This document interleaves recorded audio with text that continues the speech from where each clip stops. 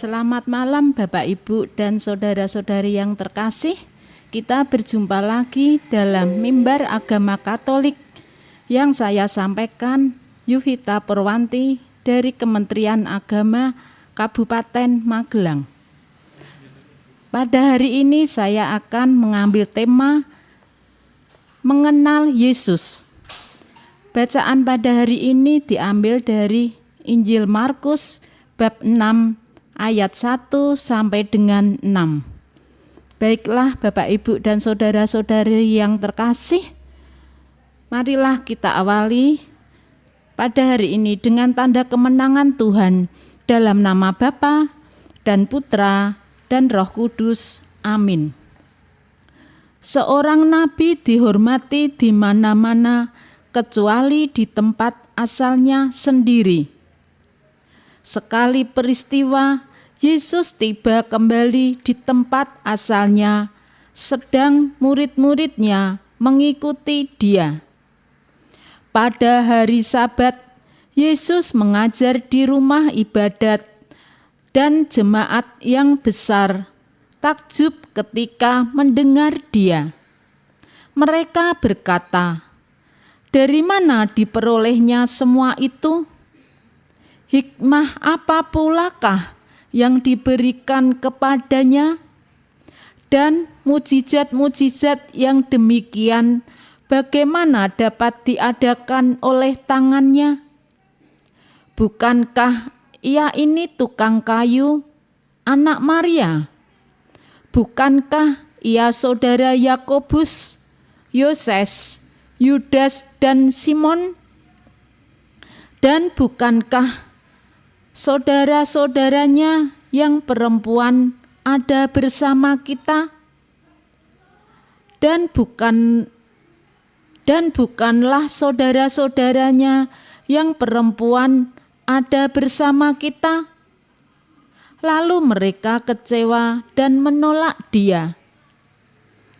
Maka Yesus berkata kepada mereka, "Seorang nabi dihormati di mana-mana kecuali di tempat asalnya sendiri, di antara kaum keluarganya dan di rumahnya."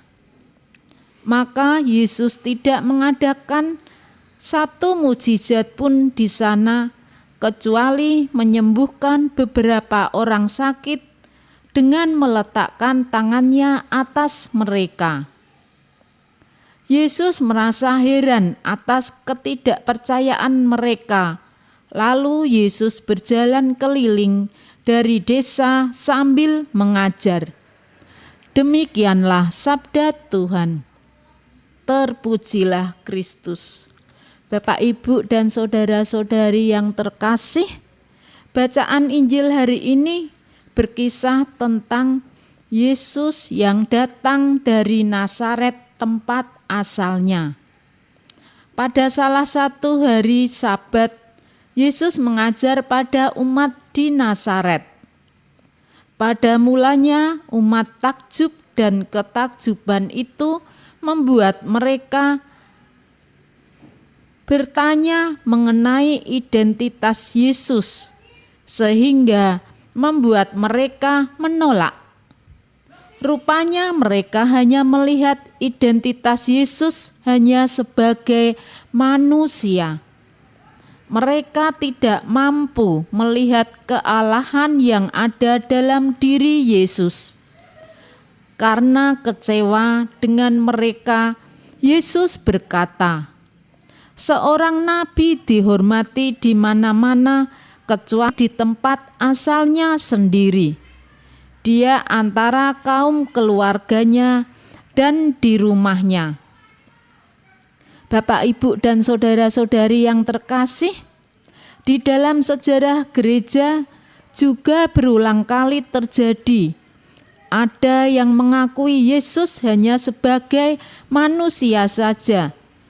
Ada yang mengakui Yesus hanya sebagai Allah saja. Ada yang mengakui Yesus hanya memakai baju kealahan atau kemanusiaan saja. Bagi kita orang Katolik, Yesus sungguh Allah dan sungguh manusia.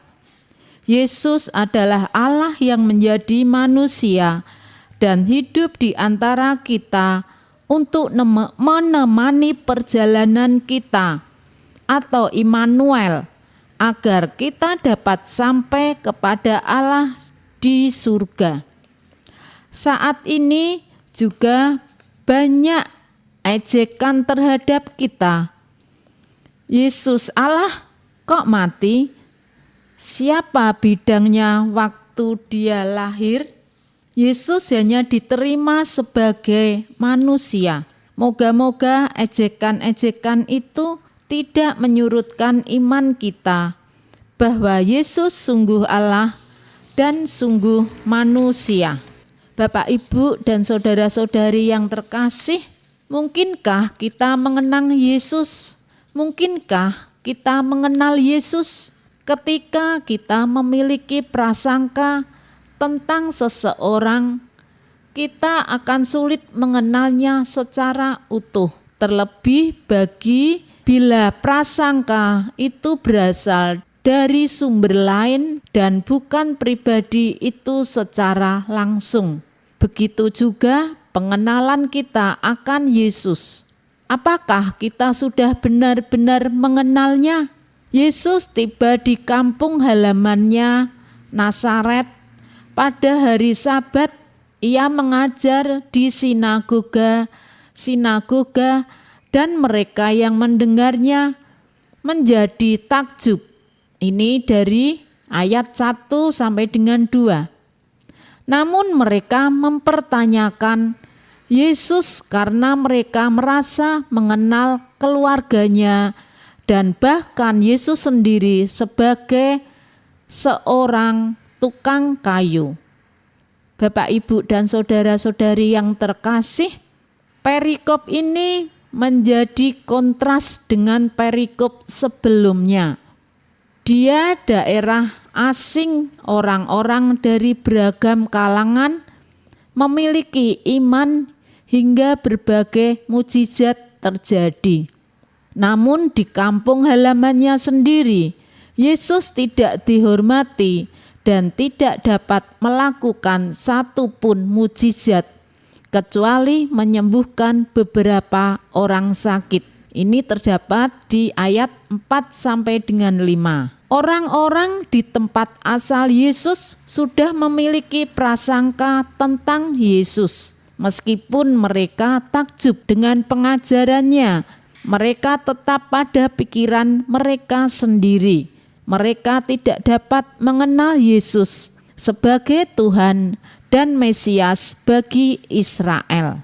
Bapak, Ibu, dan saudara-saudari yang terkasih, bagaimana dengan pengenalan kita akan Yesus? Ia telah menyingkapkan dirinya melalui firman-Nya. Ketika kita membaca dan merenungkan firman Tuhan, Ia ingin supaya kita mengenalnya sebagai Tuhan dan Juru Selamat kita. Sayangnya pemikiran kita tentang Yesus seringkali dipengaruhi oleh kebutuhan, kondisi, pengalaman subjektif, dan informasi yang kita terima dari orang lain yang mungkin juga tidak begitu mengenalnya. Akibatnya ketika kita membuka Alkitab, kita tidak lagi membacanya dengan hati yang murni dan terbuka dari penyingkapan diri Allah. Bapak, Ibu, dan saudara-saudari yang terkasih, sebelum kita akhiri renungan mimbar agama Katolik pada malam hari ini, baiklah kita panjatkan doa sebentar. Allah Bapa yang ada di surga, ajarlah aku dalam roh kasih-Mu, agar aku semakin mengagumi pesona kasih-Mu. Sebab Engkau yang menghendaki aku mengalami perubahan ini. Tuhan Yesus, berilah aku hati yang peka dan peduli akan sesama yang membutuhkan uluran tangan.